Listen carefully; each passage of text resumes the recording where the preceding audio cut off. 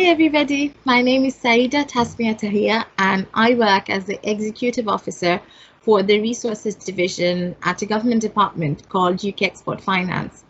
But more importantly, I am a Business Admin Level 4 apprentice, also known as a Higher Apprentice. And today I'm here as a young ambassador for apprenticeships to talk to you guys about my experience as apprenticeships, how I got into apprenticeships, and also probably share some of the tips and tricks that I've learned along the way. So I hope you enjoy my presentation. First of all, I would like to talk to you guys about a day in my typical work life. So this varies every day because the department that I work for is quite small in comparison to other government departments, which means I get to see a whole different range of different activities within my organization. I get to wear different hats and participate in different groups. I get to train others. I get to receive training from others as well. A lot of my day-to-day work is supporting people with very complex HR-related queries, whether they're at the very start of their journey at UK Export Finance or they're leaving the organization and everywhere in between, including when they've been working from home and in the preparation for the pandemic, in the preparation for any incident or any event as well. I get to work with senior colleagues, so I get to learn a lot from them. I also get to support people, so I get some very helpful comments like the one you guys can see at the bottom. I also get to talk to people and do presentations, to do awareness, for example. So this is a representative picture of when I would do briefings to people or do presentations to, introduce new topics and ideas to them. Another thing I'm very proud of at work is I'm a mental health first aider, so I get to also participate in the well-being side of things. I get to work with colleagues and help colleagues not only by providing direct mental health first aid, but also organizing more awareness activities and organizing events like the poster you see over here, where I organized a Time to Talk event for our colleagues, like a coffee sharing event. And as part of all of this, recently I got nominated for the BAME Apprenticeship Awards, and I am a finalist apprentice, so hopefully I get to hear soon if I make it or not, and I can give you an update on that if you're interested. I want to talk about my journey to this role. So the photo you see on the left over here is a photo that I took for my very first ever apprenticeship interview back in 2015. So I'd applied for an apprenticeship interview at BBC, well, an apprenticeship position at BBC, went through all the different steps and I got an interview. Long story short, I didn't make it. And at that point, if you had told me that 5 years on, I'd be standing at the same spot, waiting to be interviewed as part of National Apprenticeship Week to very much do what I'm doing right now, talk about my journey as an apprentice, I really wouldn't have believed it. And if you had told that to the girl sitting here at A-levels, it would never have even occurred to me that doing apprenticeships is even an option. I went to a very selective sixth form, a state sixth form, but even before that, when I went to a comprehensive school, the whole idea that I was always told about was university, and the journey of that ultimately meant that I ended up applying to university, not really liking the course I was doing, and some things happened 2 months in where I just felt this was not what I want to do. This is not, I was not happy with the experience, and I left from there, and I then did some part-time work before I started looking into apprenticeships and ended up here. So I hope that's something that people can remember when they make those decisions. For me, apprenticeships are a great option because I really love my job, I really love my experience, but I wanted to share why that's important for me. So apprenticeships for me is very important and very great because it's a real employment, it's a real job. It's not, I'm not there as an intern, I'm not there as a trainee, I'm there as a real employee, doing real work, learning real things. I get to make decisions, so that in itself is a great opportunity because I get to see different parts of the organization. I get to have a holistic view of what's happening, understand how different parts of the organization work together. But equally, this also then helps me build on my own skills, helps me build my own understanding of my industry, and really paves my own kind of understanding to support me making the next decisions in my next steps in my career. It also means I get to learn from colleagues. So I get to work with very senior colleagues. I get to work with colleagues on the same level and also junior colleagues. And the experience of working with all these different people in these multi-skilled teams means I get to learn so much from each and every person that I work with. And I also am networking, so I get to learn about opportunities from them. One of the things that has come out of it is working with some colleagues. We've come up with our very own BAME network at work, for example, and the people, I got nominated to be one of the spokespersons for the network. So again, that was something that came out of working with different colleagues and others kind of appreciating the skills that I have, something that I personally would never have put up my hand and said, this is something I can do. So that's been a really big opportunity and also a big benefit for me. Also, I get to improve my own skills and I get to have new learning. So the whole idea of apprenticeship is that you're going to learn new things. You're going to learn about a new skill or learn about a subject. So doing the business admin apprenticeship means I'm learning constantly and I can implement each of those little new bits of learning into my day-to-day work, making me a better employee, but also making me a more skilled person. And lastly, it gives me a work-life balance. So if I were to be working full-time and then doing a degree or then doing a separate qualification, I would have to work extra hard and I would have to cut out the time that I have for my personal life, with my family, with my friends. Whereas being an apprentice means I get to have 1 day a week, so 20% of my actual paid work time to do my learning, to do my assignments, to do my extra reading.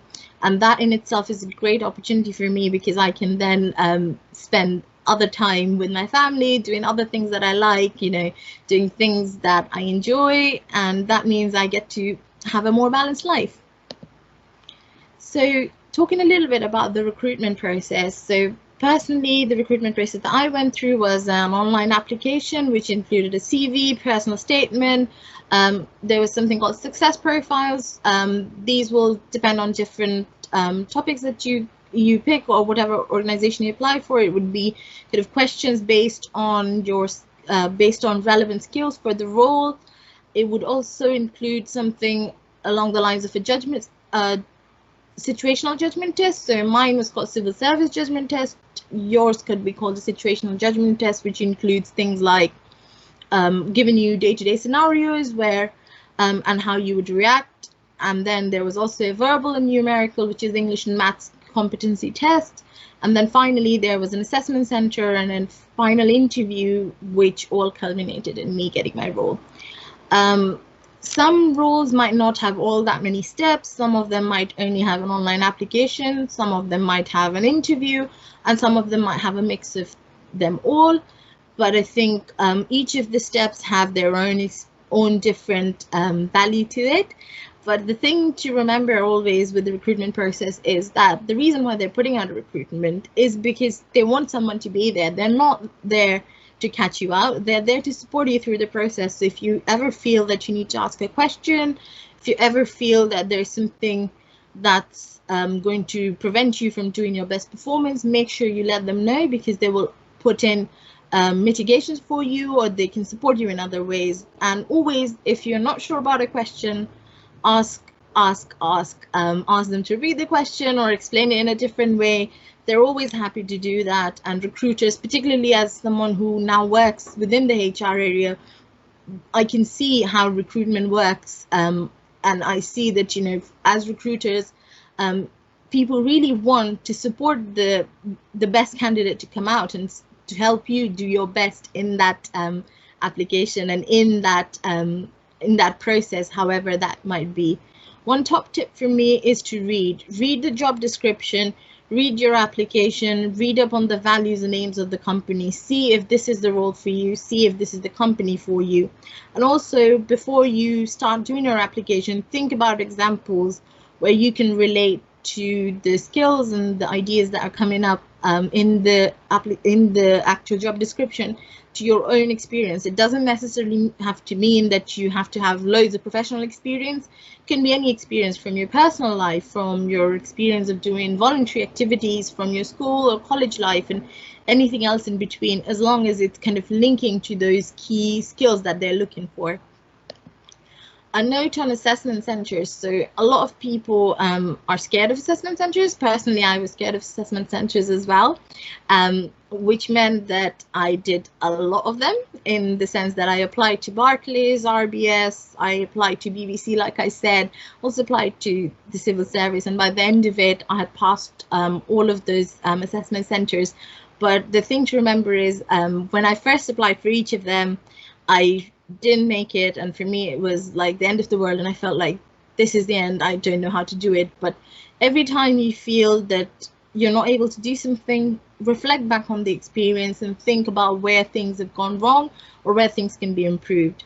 Also, don't ever shy away from asking for feedback, because recruiters love that, and they can provide you with tips that you can make use of in the next time you apply. And in my experience, something that I've personally found very valuable was personal leadership. When you're in that assessment center, it is about leadership, but leadership isn't about the loudest voices. It's about the person who's taking those notes. It's also about the person who's reading all the instructions, the person who's keeping the team to time, saying, guys, we don't have that long to discuss on this. The person who's standing up for others, the person who's making sure that not one person is taking control of the whole thing and making sure everyone gets to have their opinions across. It's so much more than just being able to solve the questions in there. It's more about displaying these values, these skills, because ultimately these are the skills that we really use at work, and everything else we can learn along the way. But being able to be a team player and being able to look out for the team is key, is absolutely essential in succeeding in an apprenticeship, but in any role in general. So the last words from me are some advice from me in my experience. First of all, never be afraid to learn. Even if something hasn't gone the right way, make sure you use it as a learning opportunity and learn something from it, whether it's by asking people for feedback, whether it's reflecting on your experience, whether it's trying to do it again. Always be open to learning. The other point being, no question is a bad question. If you're confused about something, always ask that question, because you might not be the only one asking that question, and that in itself can make you stand out from everyone else as being the first person to notice a problem or notice or understand that something's wrong. Don't be afraid to get involved in as much as you can. So whether it's extracurricular and voluntary activities, or whether it's within the workplace when you get your role, being involved in different groups and different activities, always be open to doing some extra things, because that will always add new skills to your life. And with that, it goes without saying, be open-minded and say yes to opportunities. A lot of the times we say no because we think we've not got all the right skills.